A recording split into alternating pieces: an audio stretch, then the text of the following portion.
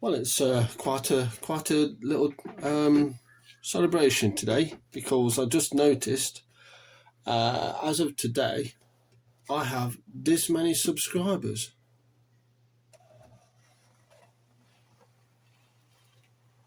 Yep, 410 subscribers, which is quite amazing.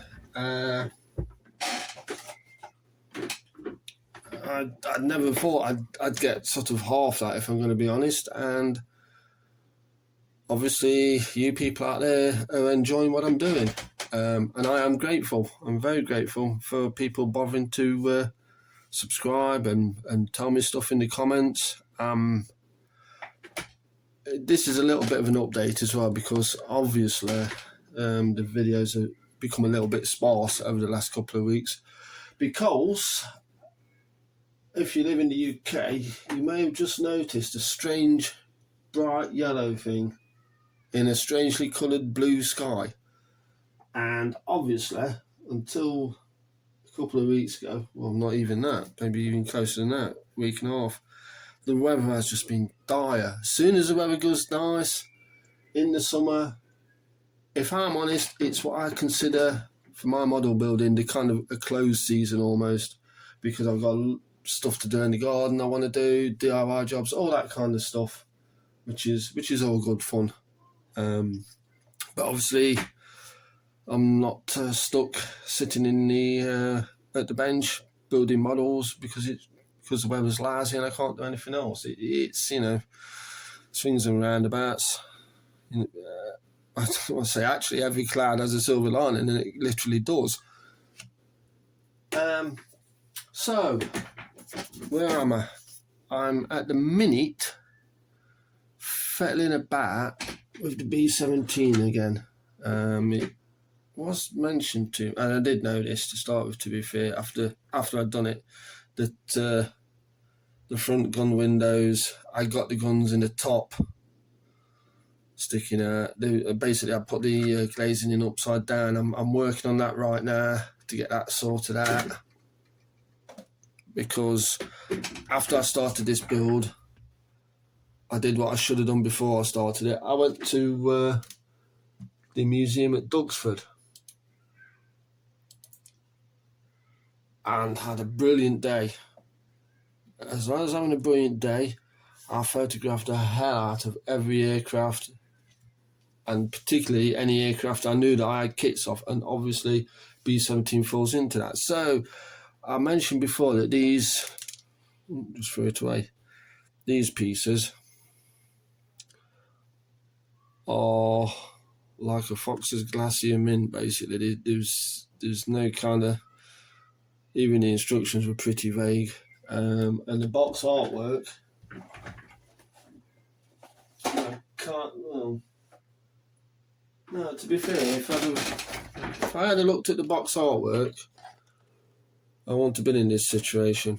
But when I was at Duxford, I took a lot of photos of B-17, including this one that shows you all you need to know. I've also stuck all these B-17 photos into a video that's on my channel, kind of a walk round. If anyone's building a B-17, have a look at them. They're hopefully they'll help. I took them with the eye of a modeler for details, so it's not sort of, it's 20 feet away general picture. I got as close as I possibly could, as you've just seen from that picture. The other ongoing build is the Shooting Star, which has had some aluminium paint applied. It's this stuff. It's very good, but unless you put something over it to seal it in, it will just keep buffing up and getting all over your fingers, and then you touch something else and there's silver fingerprints all over, which is some of the pros and cons of that type of paint. And also, whoopsie daisy, that's what happens when you put a little bit too much weight in the nose. It will want to tip over forwards. Also, I have been working on a Terry Thacker tribute build. which is going to be this, which it is started, and then, like I say, the closed season is kind of, I've got stuff to do. I've got these on the B17 and the F80, which is a Roy Cross tribute, are on a deadline end of the month. Realistically, I don't think I'm going to get the B17 finished. Possibly might just squeeze the F80 in. And of course, when I can find where I put them.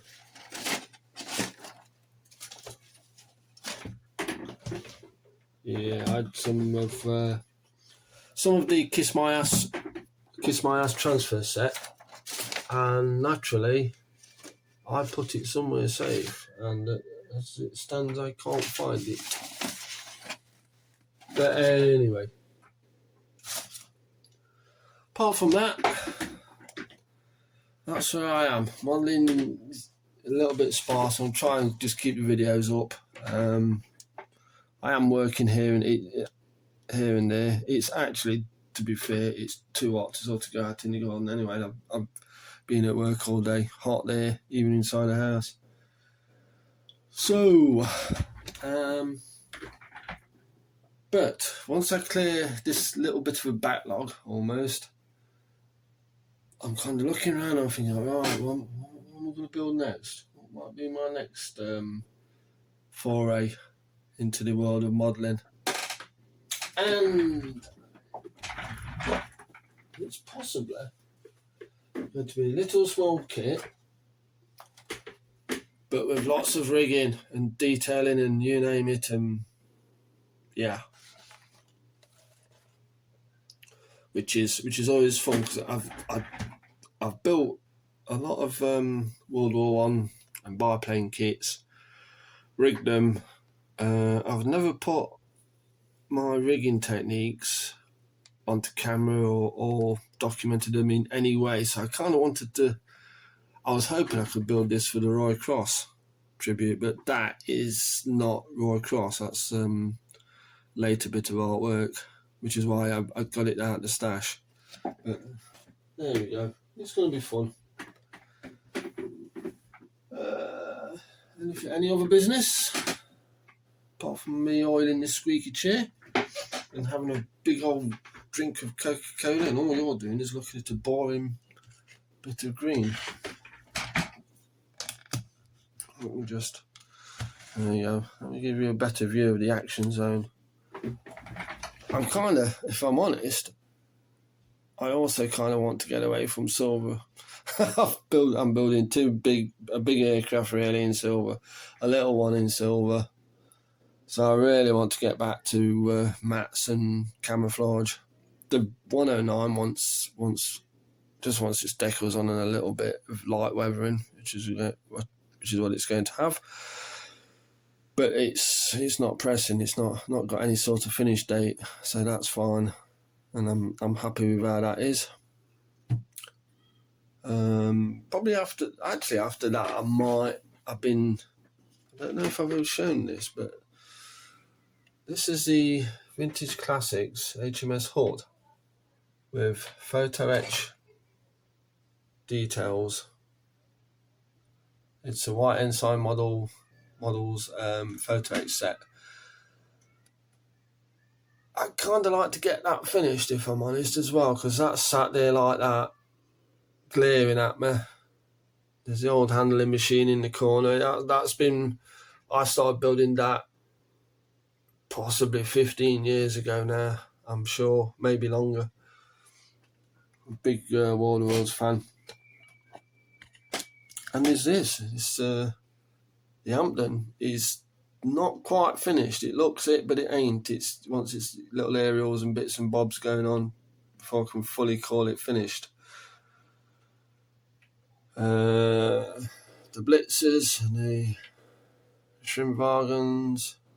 My little figures, love them, little Airfix figures. See this Africa Corps machine gunner. He's a genuine 1970s one of mine. I think the German officer is as well, if I'm honest. But he's the only original Africa Corps figure I've got, and I used to have them loads. It was my favourite set. It was so much my favourite set. I rebought the vintage classics versions. But anyway, that's where I am. And once again, thank you very much if you're a subscriber. If you're not a subscriber, why not just click that button? I've got some corking modelling plans in the pipeline. Also, I'm bouncing. If I'm fortunate enough to get to 500 subs, I've got a couple of ideas. There's one I might actually save and try to make it to 1,000 subs, because that would be kind of a modelling origin story. I've got the same model. I've got 3 versions of it that I've built over the years. And what I'd like to do is here's the earliest one, the sort of one in the middle, and the latest one. And it will give you a good idea of any modeler really over time. Techniques improve, ways of working improve, and all sorts of things. Plus, these days you can get a product to do almost anything modelling. And back in the day, obviously, it was a little bit different. It was 2 tins of paint if you're lucky in a brush. So, on that note, I'm going to end this video. Once again, thank you all very much for subscribing. It is appreciated. And I shall sign off. Thank you.